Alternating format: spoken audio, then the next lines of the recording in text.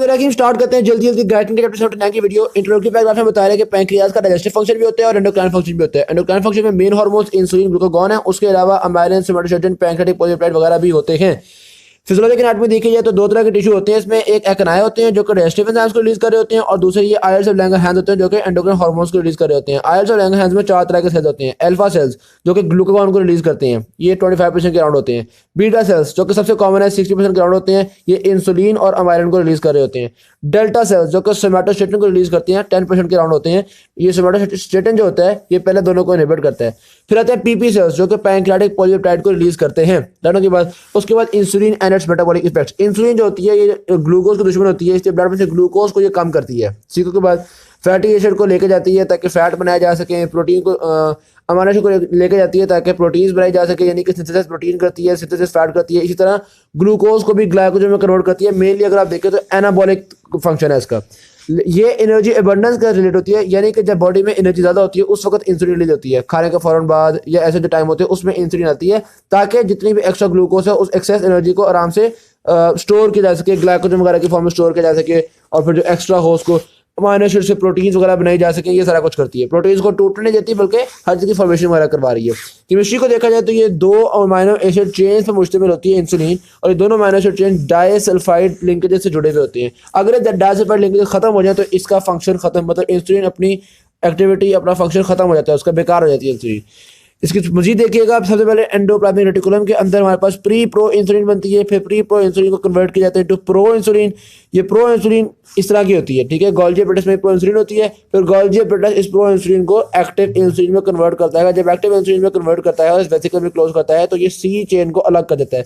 तो आप देखते हैं जो वेसिकल है इसके अंदर एक इंसुलिन है, दूसरा सी चेन है, सी पेप्टाइड है। जो सी पेप्टाइड होता है उसको हम कनेक्टिंग चेन भी कहते हैं। कनेक्टिंग चेन बेसिकली काम क्या होता है, कोई इतना खास रोल हमें पता नहीं है, लेकिन वैसे अगर देखा जाए तो ये हमारे पास कुछ सेल्स के रिसेप्टर्स पे अटैच हो रही होती है और खासतौर पे सोडियम पोटेशियम एटीपेज पंप की भी स्टिमुलेट कर रही होती है, और एंडोथेलियल नाइट्रिक ऑक्साइड सिंथेज इनको भी ये स्टिमुलेट कर रही होती है। ठीक है, के बाद उसके अलावा फिर बात कर रहे हैं कि जिन पेशेंट, अच्छा फिर हमने अगर चेक करना हो ना कि पेशेंट के अंदर मसलन एक डायबिटीज़ का पेशेंट है, हमने देख रहे हैं कि यार एक तो हम इंसुलिन इंजेक्ट कर रहे हैं और एक इसकी बॉडी की अपनी इंसुलिन है। तो अगर बॉडी की अपनी इंसुलिन देखनी हो तो हम देख लेते हैं सी चेन कितनी है। अगर सी चेन ज़्यादा होगी तो इसका मतलब है इस पेशेंट की अपनी इंसुलिन ज़्यादा है, अगर सी चेन कम होगी तो इस पेशेंट की अपनी इंसुलिन कम होती है। तो जो टाइप 1 डायबिटीज़ के पेशेंट होते हैं उनकी चूँकि अपनी इंसुलिन बहुत थोड़ी होती है, इसलिए उनकी बॉडी में सी चेन बहुत थोड़ी होती है। डाउन की बात, इंसुलिन हमारे ब्लड में अनबाउंड फॉर्म में होती है, इसीलिए इसकी हाफ लाइफ बहुत थोड़ी होती है, ये बहुत जल्दी ब्लड से निकल जाती है, टिश्यू वगैरह पर अटैच हो जाती है और फिर इंसुलिनेज एंजाइम इंसुलिन को खत्म कर देता है।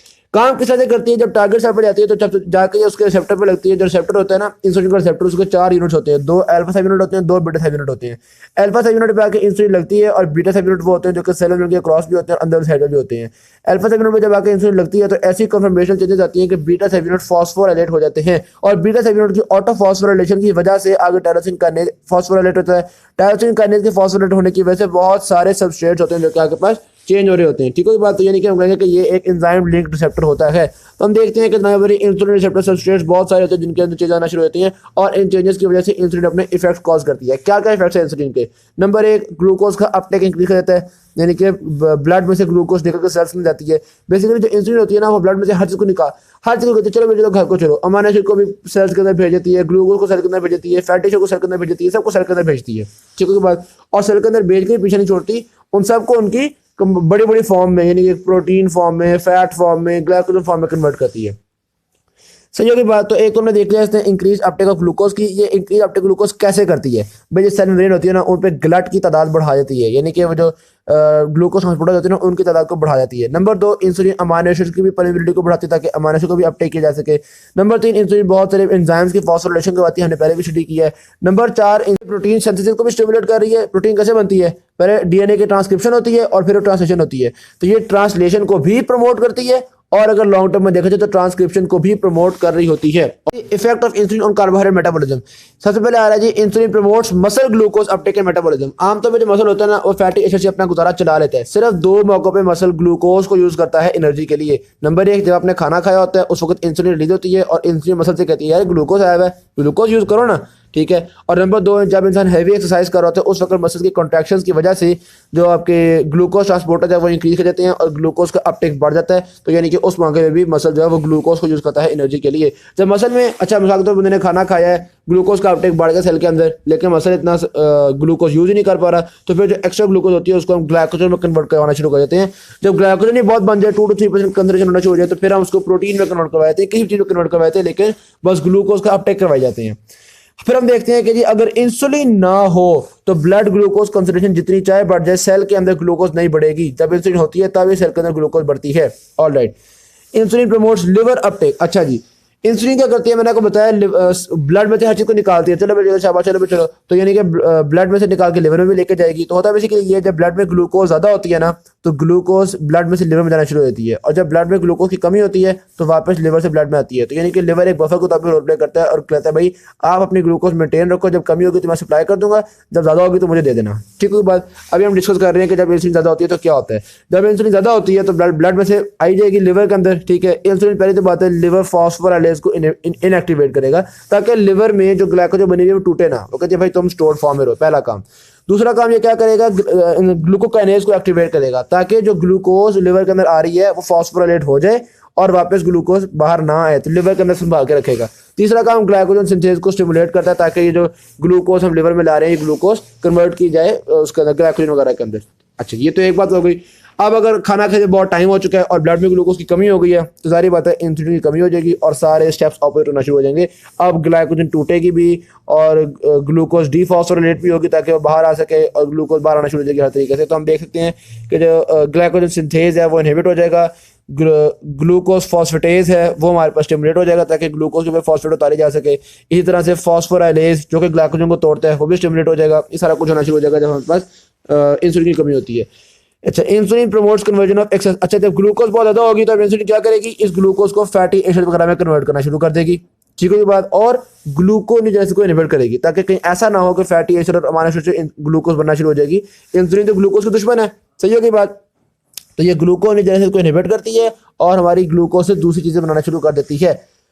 Lack of insulin. अच्छा, अगर इंसुलिन यहाँ पे वो बात डिस्कस कर रहे हैं कि ब्रेन पे क्या इफेक्ट होता है। भाई जो ब्रेन है ना वो इंसुलिन पे डिपेंड नहीं करता, क्योंकि जो बाकी बॉडी के सेल्स हैं वो तो आमतौर पे फैट से भी गुजारा कर लेते हैं। तो वो कहते हैं भाई जब इंसुलिन होगी हम ग्लूकोज यूज कर लेंगे, इंसुलिन नहीं होगी तो हम फैट यूज कर लेंगे। जबकि ब्रेन जो है वो ग्लूकोज ही यूज करता है, इसलिए ब्रेन कहता है मैं इंसुलिन पे डिपेंडेंट नहीं होने वाला भाईजान, बस इंसुलिन हो ना हो मैंने तो ग्लूकोज का अपटेक कर लेना है। सही के बाद तो ब्रेन याद रखिएगा ग्लूकोज पे बहुत ज़्यादा डिपेंड कर रहा होता है और ये इंसुलिन और मतलब ये ग्लूकोज का अपटेक करने के लिए इंसुलिन पे डिपेंड कतई नहीं करता। बस ब्लड में ग्लूकोज का लेवल नॉर्मल होना चाहिए तो ब्रेन काम करेगा। इसीलिए अगर ब्लड में ग्लूकोज लेवल कम हो तो बाकी सारे को तो कुछ नहीं होता क्योंकि वो फैट यूज कर लेते हैं, लेकिन ब्रेन को बहुत कुछ होता है जिसकी वजह से हाइपोग्लाइसेमिक शॉक होना शुरू हो जाता है।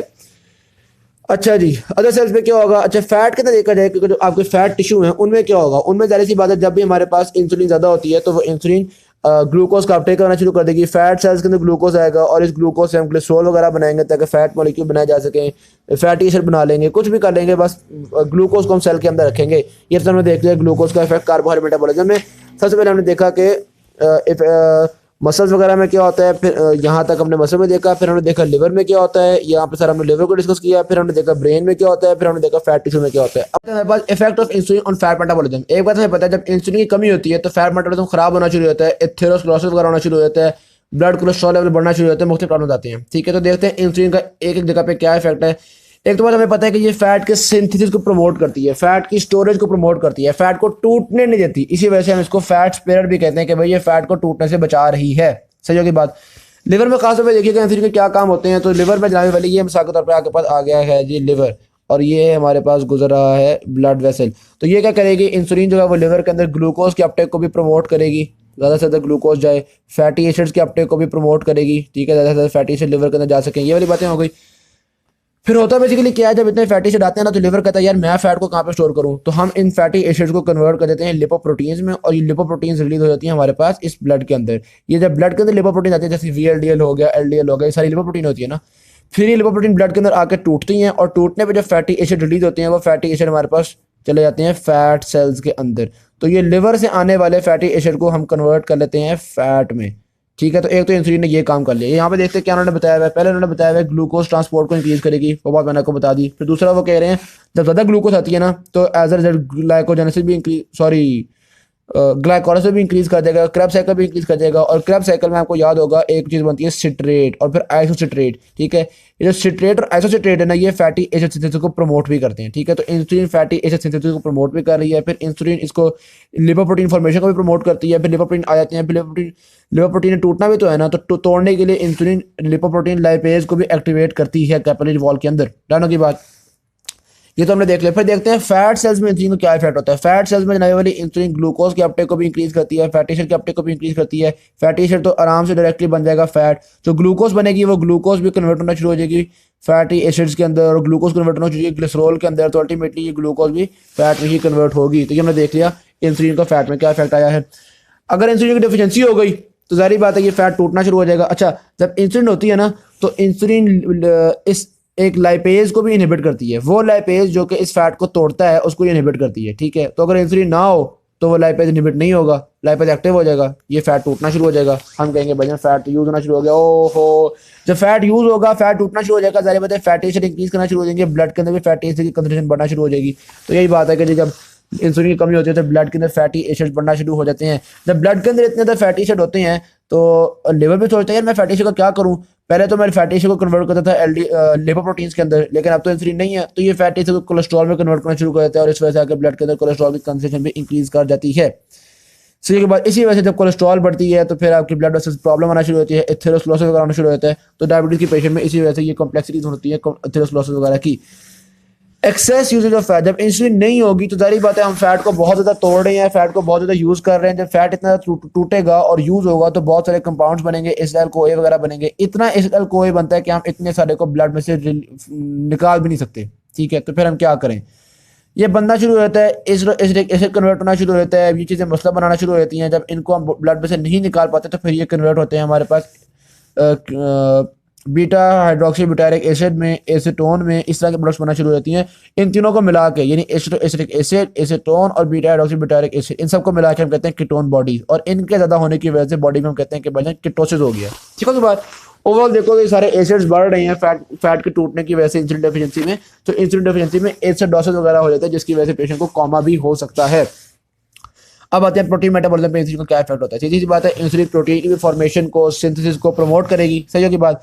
तो जैसे यहाँ पे फैटी एसिड की एब्जॉर्प्शन को बढ़ा रही थी, अब हम कहेंगे कि अमाइनो एसिड की एब्जॉर्प्शन को बढ़ा रही है। तो इंसुलिन जो है वो अमाइनो एसिड की एब्जॉर्प्शन को इंक्रीज करती है, खास तौर पे वैलिन, ल्यूसिन, आइसोल्यूसिन, टायरोसिन और फेनिलएलनिन। ठीक है के बाद उसके बाद ट्रांसलेशन को भी प्रमोट करती है, ट्रांसक्रिप्शन को भी प्रमोट करती है। इंसुलिन प्रोटीन्स को टूटने से भी बचाती है ताकि कहीं प्रोटीन्स टूट ना जाएं, और फिर इसी तरह से लिवर के अंदर ग्लूकोज से भी अमाइनो एसिड्स को बनाती है। तो एक बार दोबारा मैं आपको बता दूं तो क्या हुआ, एक तो इंसुलिन ने अमाइनो एसिड्स की अपटेक को बढ़ा दिया, फिर अमाइनो एसिड्स को वो जो ट्रांसलेशन में प्रोटीन बनती है वो प्रोटीन ट्रांसलेशन को भी बढ़ा दिया। एमआरएनए से बनती है ना प्रोटीन, ट्रांसलेशन को भी बढ़ा दिया। नंबर 3 एमआरएनए की फॉर्मेशन भी बढ़ा दी। नंबर 4 प्रोटीन्स के कैटाबॉलिज्म को भी इनहिबिट कर दिया। और नंबर 5 ग्लूकोज से भी अमाइनो एसिड बनाना शुरू कर दिए।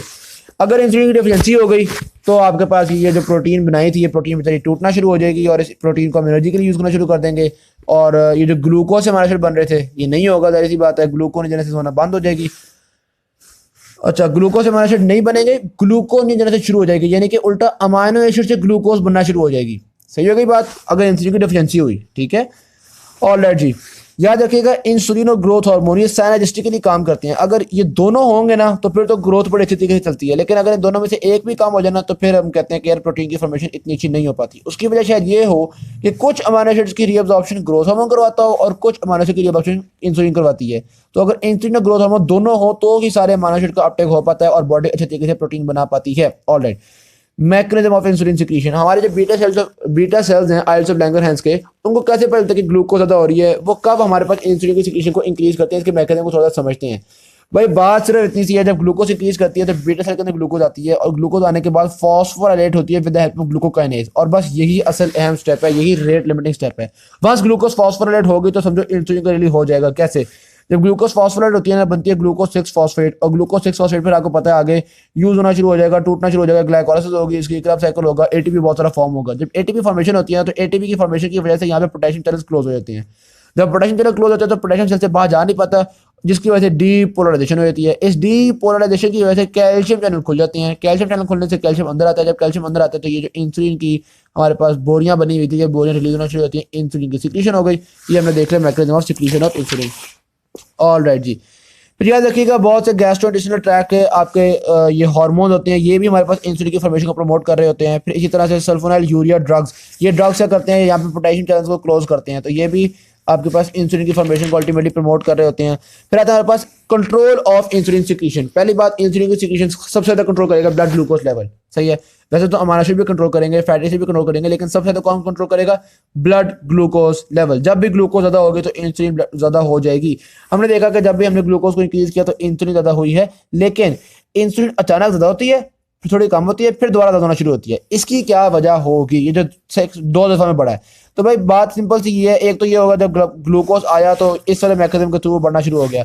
फिर दूसरा हम कहते हैं कि जब ये थोड़ा कम हो गया, फिर थोड़ा टाइम गुजरने के बाद ज्यादा ग्लूकोज की वजह से हमने इंसुलिन की प्रोडक्शन को बढ़ा दिया। एक तो था ना जो बनी बनाई इंसुलिन उसको रिलीज कर दिया, ठीक है। जब टाइम गुजरता है उसके बाद बनी बनाई इंसुलिन तो रिलीज होती ही होती है, इंसुलिन की प्रोडक्शन, इंसुलिन की फॉर्मेशन भी बढ़ जाती है, और इसी वजह से ये आपके पास सेकंड राइज या सेकंड पीक बनती है। कहने की बात, feedback relation between blood glucose concentration and insulin. Glucose ज्यादा होती है तो इंसुलिन ज्यादा होती है, इंसुलिन ज्यादा होने की वजह से ग्लूकोज कम हो जाती है, फिर ग्लूकोज कम होती है तो इंसुलिन भी कम हो जाती है। ये आपका फीडबैक सिस्टम उनका चलता रहता है, बहुत सिंपल बात है। लेकिन याद रखिएगा इंसुलिन के ज्यादा होने से बहुत जल्दी ग्लूकोज में कमी आती है और बहुत ज्यादा ग्लूकोज में कमी आती है। दोनों की बात, एक तो हमने देख लिया इंसुलिन को सिक्रीशन को कंट्रोल करती है हमारे पास ग्लूकोज, उसके अलावा कुछ अमाइनो एसिड्स भी कंट्रोल करते हैं। जब भी ब्लड के अंदर आर्जिनिन, लाइसिन या अमाइनो एसिड बढ़ेंगे तो इंसुलिन प्रमोट होगी ताकि ये अमाइनो एसिड जल्दी जल्दी सेल के अंदर ले जाए जा सके।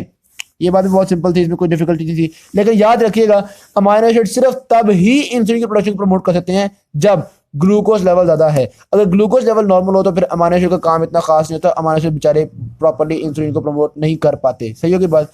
फिर आते हैं गैस्ट्रोइंटेस्टिनल हार्मोन्स। जब हम खाना खाते हैं तो जाहिर बात है खाना खाने पे इंसुलिन को रिलीज होना चाहिए ना, तो खाना खाने पे हार्मोन्स रिलीज होते हैं गैस्ट्रोइंटेस्टिनल हार्मोन्स, और ये गैस्ट्रोइंटेस्टिनल हार्मोन्स भी इंसुलिन की सिक्रीशन को बढ़ाते हैं। लेकिन ये भी अमाइनो एसिड की तरह ही है, यानी ये भी तभी काम करते हैं जब ग्लूकोज इसे काम कर रहा हो। तो यानी एक तरह से कह लो कि ये दोनों जो है ना, ये ग्लूकोज के इफेक्ट को सपोर्ट करते हैं।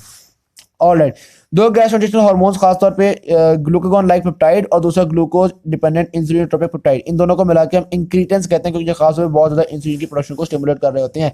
इंसुलिन को स्टिमुलेट भी करते हैं, ग्लूकागॉन को इनहिबिट भी करते हैं, ये सारे अच्छे काम कर रहे होते हैं। ऑलराइट, जो डायबिटिक पेशेंट्स होते हैं उनको हम इस तरह के ड्रग्स भी देते हैं जो कि इंसुलिन को प्रमोट करें। फिर अदर हार्मोन्स की बात की जाए तो ग्लूकागॉन, ग्रोथ हार्मोन, कॉर्टिसोल, ये सारे वो हार्मोन्स हैं जो कि ब्लड ग्लूकोज लेवल को बढ़ाते हैं। तो जब भी ये ब्लड ग्लूकोज लेवल को बढ़ाएंगे तो क्या इंसुलिन नहीं बढ़ेगी? सारी बात है इंसुलिन भी बढ़ेगी। तो हम कहते हैं ये ग्लूकागॉन हो गया, ग्रोथ हार्मोन हो गया, ये सारे जो होते हैं ये इनडायरेक्टली इंसुलिन को बढ़ाते हैं। ठीक है के बाद अलबत्ता अगर ये हार्मोन बहुत ज्यादा बनना शुरू हो गए तो ब्लड ग्लूकोज लेवल इतना बढ़ेगा कि इंसुलिन बेचारी कहती है यार मैं नहीं इतनी बन सकती, और एज रिजल्ट डायबिटीज मेलिटस हो जाएगा। तो जिनमें ग्रोथ हार्मोन ज्यादा होता है, जैसे कि मिसाल के तौर पे एक्रोमेगली के पेशेंट होते हैं, उनमें डायबिटीज होने के चांसेस भी ज्यादा होते हैं। जिनमें ग्लूकागॉन ज्यादा होगा उनमें भी डायबिटीज होने के चांसेस भी ज्यादा होंगे। सही होगी बात। तो हमने देखा जी इंसुलिन कंट्रोल होती है ग्लूकोज से, अमाइनो एसिड से, गैस्ट्रोइंटेस्टिनल हार्मोन से, ग्लूकागॉन, ग्रोथ हार्मोन, इस तरह के हार्मोन से। उसके अलावा सिंपैथेटिक नर्वस सिस्टम से भी स्टिमुलेट हो जाती है। किस तरह से? जब भी सिंपैथेटिक नर्वस सिस्टम एक्टिवेट होता है तो वो ब्लड के अंदर ग्लूकोज लेवल को बढ़ाना चाहता है, इसलिए इंसुलिन को इनहिबिट कर देता है। सही की बात। और जब पैरासिम्पैथेटिक सिस्टम एक्टिवेट होता है तो वो इंसुलिन को प्रमोट करता है कि ब्लड ग्लूकोज कम हो सके। ओके हो गया जी। Role of insulin in switching between carbohydrate lipid metabolism. होता है बेसिकली क्या है, जब इंसुलिन बनती है ना तो कार्बोहाइड्रेट यूज होना शुरू हो जाता है एनर्जी के लिए। आपको पता है ग्लूकोज यूज होता है एनर्जी के लिए, और जब इंसुलिन नहीं होती तो कार्बोहाइड्रेट बच जाता है, लिपिड यूज होना शुरू हो जाता है एनर्जी बनने के लिए। तो कार्बोहाइड्रेट यूज होगा या लिपिड यूज होगा, ये जो स्विचिंग है इसके बीच में, इसको इंसुलिन कंट्रोल कर रही है। और भी कुछ हार्मोन है जिस तरह के ग्रोथ हार्मोन हो गया, कॉर्टिसोल हो गया, एपिनेफ्रिन हो गया, ग्लूकागॉन हो गया, ये सारे हार्मोन जो हैं ये ब्लड ग्लूकोज लेवल को इंक्रीज करते हैं। तो आप कह सकते हो कि ये सारे हार्मोन्स फैट को एनर्जी के लिए यूज करवाते हैं और ग्लूकोज को बचा के रखते हैं। खासतौर पे ग्रोथ हार्मोन हो गया या कॉर्टिसोल हो गया, ये दोनों फैट को यूज करवाते हैं और ग्लूकोज को बचा के रखते हैं। ओके हो गई बात। बाकी ग्लूकागॉन को तो अभी हम यहाँ पे डिटेल से डिस्कस करेंगे। एपिनेफ्रिन को देख लेते हैं। एपिनेफ्रिन जनाब दो तरह के काम कर रही है। नंबर एक काम ये कर रही होती है कि एक तो लिपोलिटिक इफेक्ट ऑन एडिपोज सेल्स, यानी कि एडिपोज सेल्स के अंदर फैट को ब्रेक करती है ताकि फैट को एनर्जी के लिए इस्तेमाल किया जा सके, और दूसरा ग्लाइकोजन को ब्रेक करती है ताकि ब्लड ग्लूकोज लेवल को बढ़ाया जा सके। सही के बाद तो दो तरह के इफेक्ट्स हैं। इनमें से ज्यादा तगड़ा कौन सा इफेक्ट होता है? फैट को तोड़ने वाला इफेक्ट ज्यादा तगड़ा होता है। Alright, glucagon and its functions. Introductory paragraph. Glucagon isles of Langerhans में अल्फा सेल से रिलीज होता है। ये भी एक लार्ज पॉलीपेप्टाइड है। इसके इफेक्ट्स इंसुलिन के टोटली ऑपोजिट होते हैं। ये ब्लड में ग्लूकोज लेवल को बढ़ाता है, इसलिए इसको हाइपरग्लाइसीमिक हार्मोन भी कहते हैं। ये भी बहुत रैपिडली और बहुत इफेक्टिवली काम करता है। दो तरह के मेन इफेक्ट होते हैं इसके। नंबर एक ग्लाइकोजेनोलाइसिस यानी ग्लाइकोजन को तोड़ के ग्लूकोज बनाना। नंबर दो ग्लूकोनियोजेनेसिस यानी कि नॉन कार्बोहाइड्रेट से ग्लूकोज को बनाना। ग्लाइकोजेनोलाइसिस इसका ज्यादा अहम इफेक्ट है। वो किस तरह से करता है? एडेनाइल साइक्लेज को एक्टिवेट करता है, जिसकी वजह से साइक्लिक एएमपी एक्टिवेट होता है, जिसकी वजह से protein kinase regulator protein activate होती है। अल्टीमेटली प्रोटीन काइनेज एक्टिवेट हो गया, फॉस्फोराइलेज बी एक्टिवेट हो गया। फॉस्फोराइलेज बी काइनेज जो होती है वो फॉस्फोराइलेज ए काइनेज में कन्वर्ट होती है, जो कि ग्लाइकोजन को तोड़ता है ग्लूकोज 1 फॉस्फेट में। ग्लूकोज 1 फॉस्फेट फिर अल्टीमेटली डीफॉस्फोरेट होकर ग्लूकोज बन जाती है। तो ग्लूकागॉन का मकसद अचीव हो गया। ये जो सारे स्टेप्स हैं ये बड़े अच्छे। ये जो साइक्लिक एएमपी का पूरा मैकेनिज्म हमने पढ़ा है, ये अहमियत का हामिल इसलिए क्योंकि इस मैकेनिज्म को बहुत अच्छे से हमने स्टडी भी किया है। और दूसरा, ये एक एम्पलीफाइंग इफेक्ट होता है। एक स्टेप, अगला स्टेप उससे ज्यादा, अगला स्टेप उससे ज्यादा। ये एक कैस्केड ऑफ रिएक्शन होता है, जिसकी वजह से बहुत थोड़ी सी ग्लूकागॉन भी बहुत तगड़ा इफेक्ट कॉज कर सकती है। ये तो हमने एक बात देख ली कि हमने ग्लाइकोजन को तोड़ के ग्लूकोज बढ़ाई है। अच्छा, अगर ग्लाइकोजन खत्म हो जाए तो भी ग्लूकागॉन इंसुलिन को बढ़ाती है। वो कैसे भाई? फिर ग्लूकागॉन जो होती है, तो भी ग्लूकागॉन ग्लूकोज को बढ़ाती है। वो कैसे भाई? ग्लूकागॉन जो होती है ना, वो कहती है ग्लाइकोजन खत्म हो गई है, खैर है, हम नॉन कार्बोहाइड्रेट सोर्सेज से ग्लूकोज को बना लेंगे। इस प्रोसेस को बना देते हैं gluconeogenesis. Alright. Other effects of glucagon जो कि सिर्फ तभी ज्यादा नजर आते हैं जब ग्लूकागॉन की कंसंट्रेशन काफी ज्यादा हो, ये होते हैं कि वाली नंबर एक, एडिपोसेल लाइपेज एक्टिवेट हो जाता है। हम जो फैट होता है उनको तोड़ना शुरू कर देते हैं। फैटी एसिड बहुत अवेलेबल होना शुरू होते हैं। नंबर एक तो फैट को तोड़ना शुरू कर दिया, और नंबर दो फैट को लिवर में हम स्टोर भी होने देते हैं ताकि फैटी एसिड्स ब्लड में बढ़ जाएं, ढेरों से फैटी एसिड हो जाएं। ठीक है। उसके अलावा और भी इसके इफेक्ट होते हैं, जिसमें मिसाल के तौर पे हार्ट की स्ट्रेंथ को बढ़ाता है, ब्लड फ्लो को बढ़ाता है, बाइल सिक्रीशन को बढ़ाता है, गैस्ट्रिक एसिड सिक्रीशन को भी बढ़ाता है। Regulation of glucagon secretion. Glucagon की सिक्रीशन जो होती है वो सबसे पहले तो ग्लूकोज लेवल ही मेंटेन कर रहा होता है। जब ग्लूकोज बहुत कम होती है तो ग्लूकागॉन ज़्यादा होती है। जब ऐसे ऐसे ग्लूकोज बढ़ना शुरू होती है तो ग्लूकागॉन कहती है बस ठीक है, मेरा का ग्लूकोज को बढ़ाना ही था, अब ग्लूकोज बढ़ गई है तो ग्लूकागॉन का लेवल कम होना शुरू हो जाता है। नंबर एक का हम देख लें। नंबर दो, अमाइनो एसिड देखिएगा। हाँ, अमाइनो एसिड ज़्यादा होना इंसुलिन को भी प्रमोट किया करते थे, और अमाइनो एसिड ज़्यादा होना ग्लूकागॉन को भी प्रमोट ही करते हैं। ये एक हैरत की बात है। बाकी सारी चीज़ें तो आपने देखा ना, ग्लूकागॉन और इंसुलिन की ऑपोजिट थी। ठीक है। ग्लूकागॉन ग्लूकोज लेवल को बढ़ाती है, इंसुलिन कम करती है। ग्लूकागॉन फैट्स को तोड़ती है, इंसुलिन फैट्स को बचाती है। लेकिन यहाँ पे ग्लूकागॉन और इंसुलिन ये दोनों ही अमाइनो एसिड को ब्लड में से निकालते हैं। इसलिए जब अमाइनो एसिड ज़्यादा होते हैं तो ये ग्लूकागॉन को भी प्रमोट करते हैं, इंसुलिन को भी प्रमोट करते हैं। अलबत्ता इंसुलिन उन अमाइनो एसिड से प्रोटीन बनाती थी, ग्लूकागॉन इन अमाइनो एसिड से ग्लूकोज बनाएगा with the help of gluconeogenesis. उसके अलावा जब इंसान ज़्यादा एक्सरसाइज करता है तो एक्सरसाइज की वजह से भी ग्लूकागॉन की फॉर्मेशन स्टिमुलेट हो जाती है। ऑलराइट। फिर हम देखते हैं सोमैटोस्टेटिन क्या होता है। Delta cells of isles of Langerhans से 14 अमाइनो एसिड्स वाले एक रिलीज होता है सोमैटोस्टेटिन। ये सोमैटोस्टेटिन तब रिलीज होता है जब खाना खाते हैं हम, तो सारी चीज़ें एक्टिवेट हुई होती है ना, यानी कि इंक्रीज अमाइनो एसिड होते हैं, इंक्रीज ब्लड ग्लूकोज होती है, इंक्रीज फैटी एसिड होती है, उस वक्त सोमैटोस्टेटिन रिलीज होता है और ये हर चीज़ को सुस्ती में डाल देता है, हर चीज़ को डिक्रीज कर देता है। ये ग्लूकागॉन को भी इनहिबिट करेगा, ये इंसुलिन को भी इनहिबिट करेगा, ये गैस्ट्रोइंटेस्टाइनल मोटिलिटी को भी कम करेगा, ये एब्जॉर्प्शन को भी कम करेगा गैस्ट्रोइंटेस्टाइनल ट्रैक्ट में से, ये सिक्रीशन को भी कम करेगा, इवन ये ग्रोथ को भी कम करता है, ग्रोथ हार्मोन को भी इनहिबिट करता है, हर चीज में सुस्ती डालता है। ठीक है। S for somatostatin, S for सुस्ती। Alright. Summary of blood glucose regulation. एक बात बताना चाहिए, फास्टिंग स्टेट में 80 to 90 का नॉर्मल लेवल है, और जब खाना खाया हो यानी पोस्ट प्रैंडियल टाइम में 120 to 140 का नॉर्मल लेवल है। कैसे कैसे करते हैं आपको पता है। एक तो लिवर बफर फंक्शन करता है, आप हमें समरी पढ़ रहे हैं ना। एक तो लिवर ने बफर फंक्शन किया था ग्लूकोज को मेंटेन करने के लिए, दूसरा इंसुलिन और ग्लूकागॉन ने अपना रोल प्ले किया था, तीसरा यहाँ पे हाइपोथैलेमस सिंपैथेटिक या पैरासिम्पैथेटिक नर्वस सिस्टम के थ्रू काम करता है, और चौथा हमारे पास ग्रोथ हार्मोन और कॉर्टिसोल जैसे दूसरे हार्मोन्स भी होते हैं जो कि इंसुलिन के लेवल को मेंटेन करते हैं। अच्छा, ग्लूकोज के लेवल को मेंटेन करते हैं। ऑलराइट। इंसुलिन और ग्लूकागॉन इन दोनों में से ज्यादा इफेक्टिव कौन सा होता है? इंसुलिन नॉर्मली ज्यादा इफेक्टिव होता है। हाँ, जब बॉडी स्ट्रेसफुल कंडीशन में हो तब ग्लूकागॉन भी वैल्यूएबल हो जाता है। इंपॉर्टेंस लेवल को मेंटेन करना बहुत जरूरी होता है। भाई इतना जरूरी क्यों है इसको मेंटेन करना, इतने सिस्टम क्यों है इसको मेंटेन करने के लिए? हालांकि बहुत सारे सेल तो फैटी से को भी यूज कर सकते हैं, भाई फैटी से को यूज कर सकते हैं, लेकिन जो ब्रेन हो गया, रेटिना हो गया, ये वाले सेल तो सिर्फ ग्लूकोज को यूज करते हैं ना, तो इसलिए ग्लूकोज कम हो गई तो ये वाले सेल बेचारे रह जाएंगे, इसलिए ग्लूकोज के लेवल को मेंटेन होना चाहिए है। हाँ, जब आपके पास इंटरडाइजेस्टिव टाइम होता है यानी खाना खाए हुए टाइम गुजर गया हुआ होता है, हम ग्लूकोनेजेनेसिस से ग्लूकोज बना रहे होते हैं, ग्लूकोज थोड़ी होती है, तो उस वक्त आम सेल्स को हम यही कहते हैं कि फैट यूज करो, लेकिन ब्रेन, रेटिना इन सबको हम ग्लूकोज वगैरह सप्लाई कर रहे होते हैं। तो चूंकि इंसुलिन इस वक्त ज़्यादा नहीं होती तो आम सेल्स फैट यूज करते रहते हैं और ब्रेन वगैरह तो ग्लूकोज यूज करेंगे। अब आप सोचेंगे इंसुलिन तो ज़्यादा है नहीं, तो ब्रेन कैसे ग्लूकोज को यूज कर लेता है? भाई हमने पहले बताया था ब्रेन ग्लूकोज को यूज करने के लिए इंसुलिन पर डिपेंड नहीं करता। ऑलराइट। तो कम क्यों नहीं होना चाहिए, ये तो पता चल गया।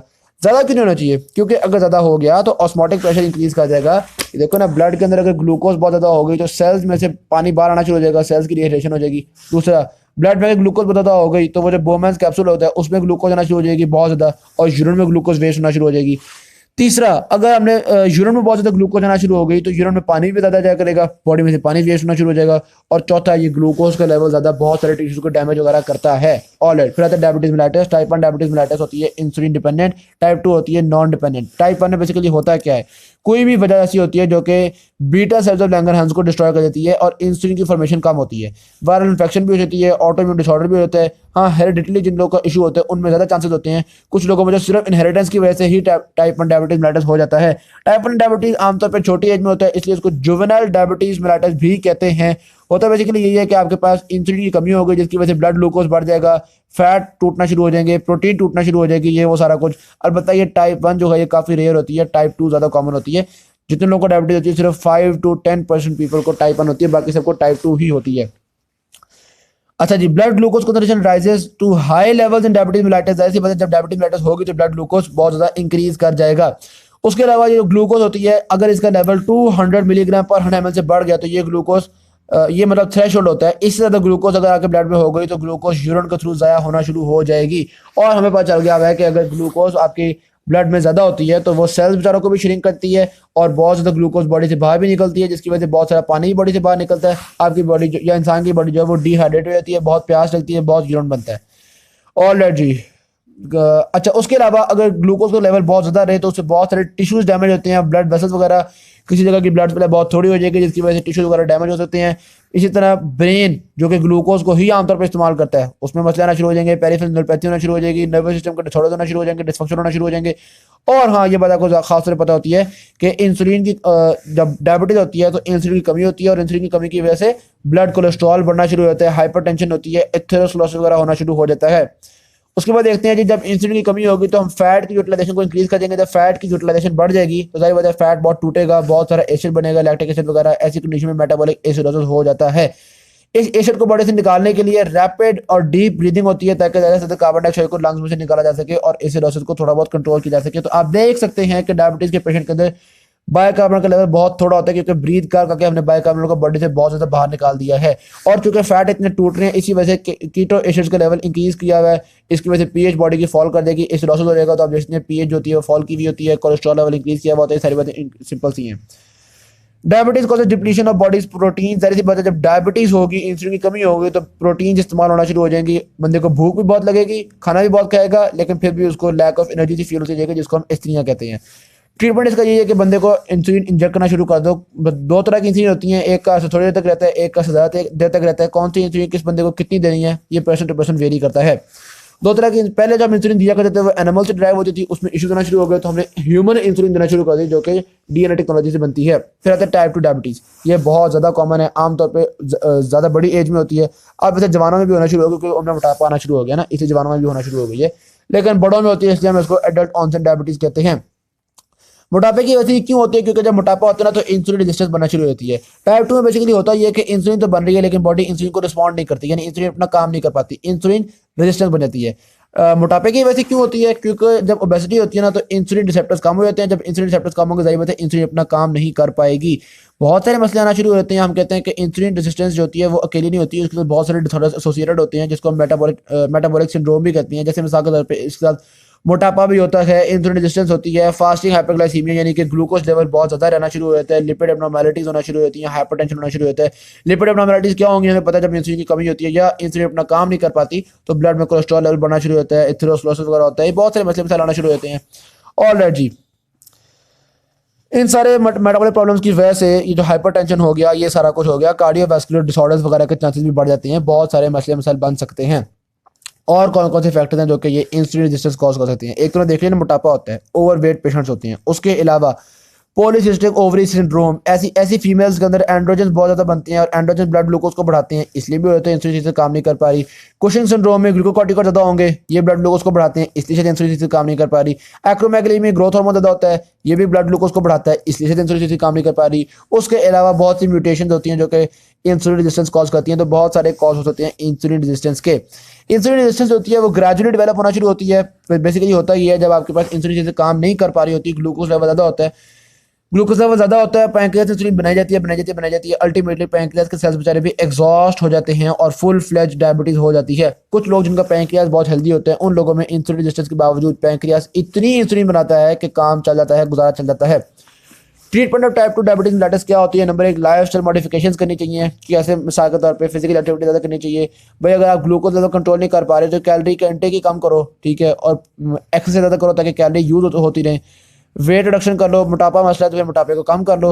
उसके अलावा कभी कभी फिर हमें इंसुलिन इंजेक्ट भी करनी पड़ जाती है अगर बहुत ज़्यादा मसला बन जाए, तो फिर हम कहते हैं कि यार जो भी है इंसुलिन रेजिस्टेंस भी होगी, खैर हम इतनी इंसुलिन इंजेक्ट करेंगे कि काम चल जाए, ठीक है।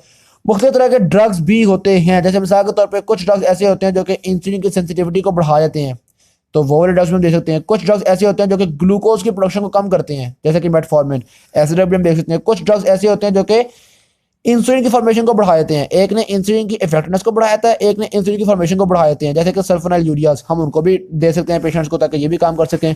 फिर इंक्रीडिएंट्स वगैरह भी आपको पता है इंसुलिन की फॉर्मेशन बढ़ाते हैं, ये भी हम इंजेक्ट कर सकते हैं। फिर कुछ ड्रग्स ऐसे होते हैं जो कि ग्लूकोज को, मतलब आपको पता है ना, नॉर्मली तो ग्लूकोज जितनी भी होती है वो नेफ्रॉन में से रीअब्जॉर्ब हो जाती है, ठीक है ना। तो कुछ ऐसे ड्रग्स होते हैं जो कि इस रीअब्जॉर्प्शन को इनहिबिट कर देते हैं। SGLT2 जो कि रीअब्जॉर्प्शन के लिए रिस्पॉन्सिबल हैं, उनको इनहिबिट कर देते हैं ताकि ग्लूकोज यूरिन के थ्रू ज़ाया हो जाए। तो ये जो ग्लाइफोजेंस हैं ये ग्लूकोज को बॉडी में से ज़ाया होने देते हैं, इस तरह ग्लूकोज लेवल को मेंटेन कर लेते हैं। जब ग्लूकोज ज़्यादा होती है जाहिर बात है साथ साथ वाटर भी ज़ाया होता है, तो हम कहते हैं खैर है वाटर ज़ाया हो गया ना, ब्लड वॉल्यूम कम होगा, हाइपरटेंशन भी ट्रीट हो गई और गुड हो गया।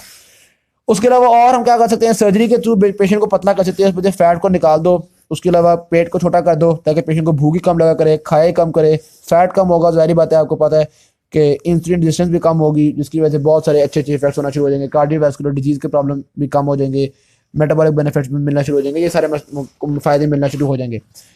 डायग्नोसिस कैसे करते हैं? यूरिन में ग्लूकोज लेवल देख लो, अगर ग्लूकोज हुई यूरिन में तो इसका मतलब है इसको डायबिटीज है। उसके अलावा ब्लड में ग्लूकोज लेवल देख लो, अगर ज़्यादा ग्लूकोज हुई इसका मतलब है इसको डायबिटीज़ है।